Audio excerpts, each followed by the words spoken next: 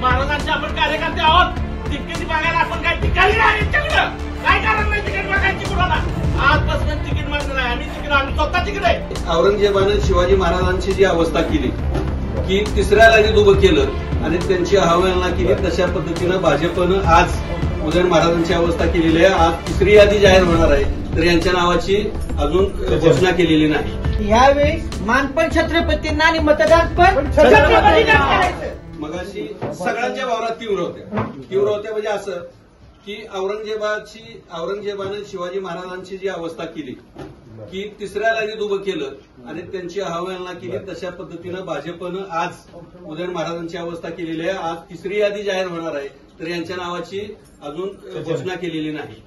अशा पद्धतीच्या अनेक ज्या आमच्या भावना होत्या, ह्या सगळ्या कार्यकर्त्यांच्या भावना आहेत, त्या पद्धतीनं सगळ्या व्यक्त केलेल्या आहेत. जर उद्या भविष्यात आज त्यांनी जर उमेदवारी जाहीर केली नाही, तर उद्या सगळे उदयन महाराजांचे जेवढे जिल्ह्यातले कार्यकर्ते असतील, जेवढे पदाधिकारी असतील,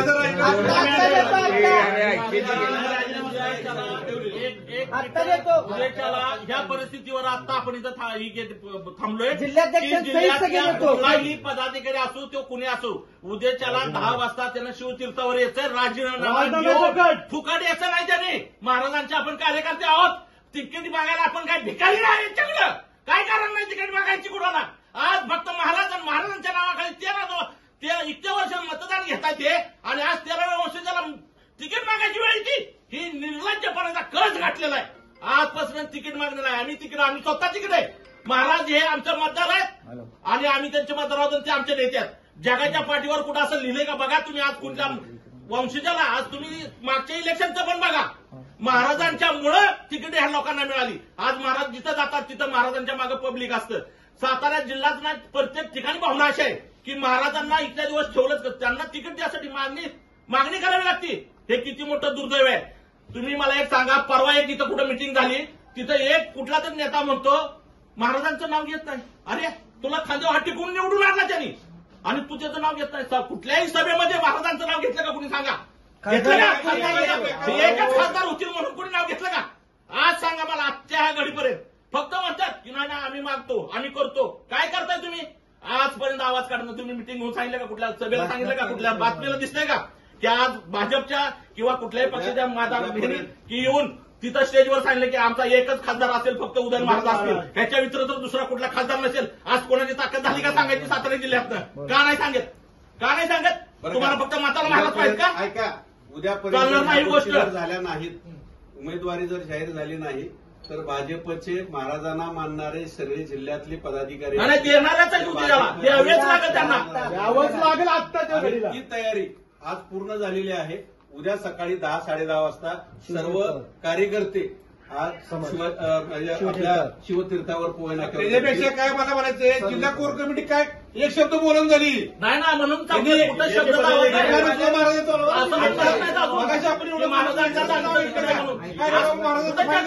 कुठली कोर कमिटी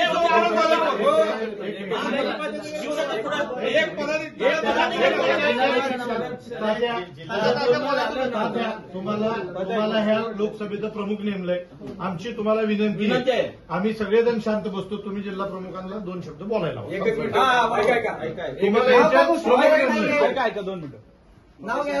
परत रिपीट करावं लागते. तुम्ही नव्हता. असणाऱ्या कार्यकर्त्यांचा आक्रोश एवढा प्रचंड होता की पोलिसांना आत यावं लागलं.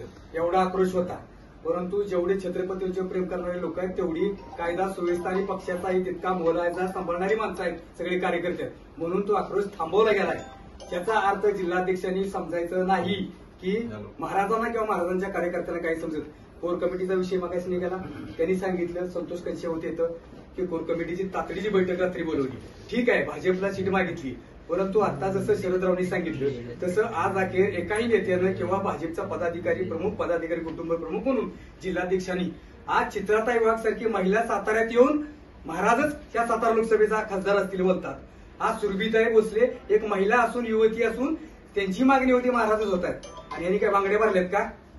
एकालाही महाराजांचं नाव घ्यायला वाटते. छत्रपतींचा सातारा म्हणायचं, राजधानी म्हणायचं, महाराष्ट्रभर फिरताना स्वाभिमान सांगायचा, राजधानीचा सांगायचा आणि महाराजांचं नाव घेण्याची यांना जर लाज वाटत असेल तर यांनी पदावर खाली पाय उतरावं. आणि हे काय म्हणतात ऐका, एकच मिनिट, एकच एक विचार महाराजांच्या नाही, युद्धाचं नाही, बरोबर आहे की. हे मागितलं नाही ते game. हो. सर्व काम केलं. काय माहिती त्याला बरोबर आहे की. बापू, ऐका, कोर कमिटीचा विषय घेतलेला ना. बरोबर आहे की कोर त्याचं? कमिटीचा विषय घेतला. तुम्हाला मी जबाबदारीने बोलतो. फादर बॉडी असेल, कोर कमिटी असेल, जिल्हा कार्यकारिणी असेल, ह्या निवडी होताना जशी पाठीमागच्या आठवड्यामध्ये टकले बोरगावमध्ये झालेल्या सभेत मी नाव घेऊन बोलतोय, जबाबदारीने बोलतोय, कारण आता पाणी गळायला आलेलं आहे, त्यामुळे नाव घ्यावं लागते. टकले बोरगावच्या सभेत जिल्ह्याचा अध्यक्ष भारतीय जनता पार्टीचा, राष्ट्रवादीचा नितीन काका खासदार होताना मला पाहायला आवडेल ही भाषा करत असेल तर ह्यांना अधिकार आहे का नैतिक भाजपचा अध्यक्ष म्हणून बसायला. दुसरी गोष्ट, कोर कमिटी ऐका, कोर कमिटीची निवड करत असताना उदयनराजेंच्या सोडून द्या, उदयनराजेचा फक्त म्हणत नाही मी, जिल्ह्यामध्ये सातारा लोकसभा मतदारसंघात 6 विधानसभा मतदारसंघ आहेत. जबाबदारीने बोलतो. कराड विधानसभा मतदारसंघामध्ये, कराड उत्तरमध्ये 2 सेक्रेटरी, कराड दक्षिणमध्ये 1 सेक्रेटरी, फलटणमध्ये 1 सेक्रेटरी आणि सातारामध्ये 1 सेक्रेटरी. हे 5ही सेक्रेटरी कोणाचे समर्थक आहेत?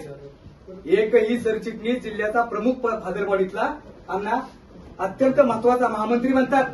6ची 6 सरचिटणीस हे स्वतःच्या मर्जीतले केले आणि आता कोर कमिटीचे टेक्निकल मुद्दे आपण सांगतात आणि प्रत्येक मुद्दा महाराजांच्या माध्यमात जो निगेटिव्ह मुद्दा आहे तो पोहोचवण्याचं काम केलं आणि खऱ्या अर्थानं स्वतःचे बगलबच्चे आजूबाजूला बसवून या ठिकाणी महाराजांना पहिल्यापासून फितुरी करून त्या ठिकाणी तिकीट न मिळवण्यासाठी या पक्षातील कार्यकारी जिल्हा कार्यकारिणीतूनच प्रयत्न झालेला आहे की ठाम या ठिकाणी महाराजांचा एक सच्चा मावळा म्हणून त्या ठिकाणी माझा आरोप आहे. हा खोडून दाखवा, जिल्हाध्यक्ष असतील किंवा कोर कमिटी कोण असेल त्यानं हा खोडून दाखवायचा आहे. मत व्यक्त करावं.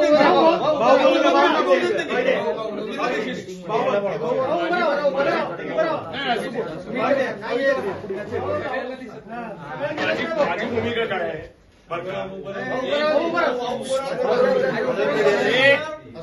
माझी भूमिका पहिल्या वेळेस मी सांगतो की श्रीमंत छत्रपती उदयनराजे भोसले यांची जी उमेदवार आहे ती पहिल्या यादी द्यायला पाहिजे होती. ते काय नुसते महाराज नाहीत तर संपूर्ण देशाचे छत्रपती. ह्या देशामधील कमीत कमी 7 राज्यांवरती मराठी मतांचा प्रभाव आहे. तो विचार करून पहिल्या यादीतच उमेदवारी द्यायला पाहिजे होती. जर महाराष्ट्राचा सन्मान तुम्हाला राखायचा होता, छत्रपतींचा सन्मान राखायचा होता तर पहिल्या यादीतच उमेदवारी डिक्लेअर करायला पाहिजे होती. आपण उमेदवारी मागण्याचं काही गरज नाही. माझं म्हणणं होतं उद्या महायुतीनं उदयनराजेंना चॉईस दिली पाहिजे होती की तुम्हाला कुठून उभं राहायचंय.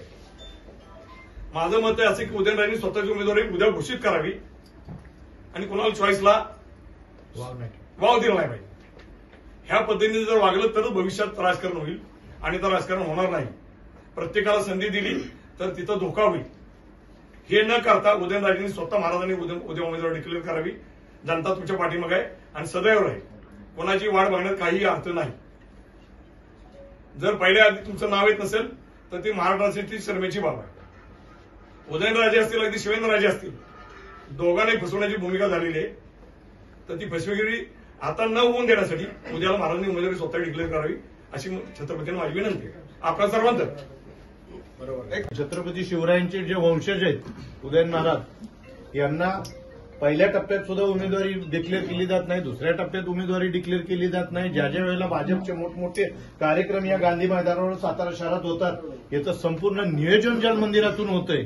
उगीच उदयन महाराजांच्याकडे यायचं आणि यावेळेस मान पण छत्रपतींना आणि मतदान पण छत्रपतींना करायचं. आणि असं होत असताना छत्रपती शिवाजी महाराजांचं नाव स्टेजवर घ्यायचं, पंकजरावांनी सांगितल्याप्रमाणे वंदन त्यांना करायचं आणि छत्रपती शिवाजी महाराजांच्या वंशजांना काटकरांनी सांगितलं त्याप्रमाणे 3ऱ्या रांगेत उभं करायचं. हे अपमान आम्ही कधीही सहन करणार नाही.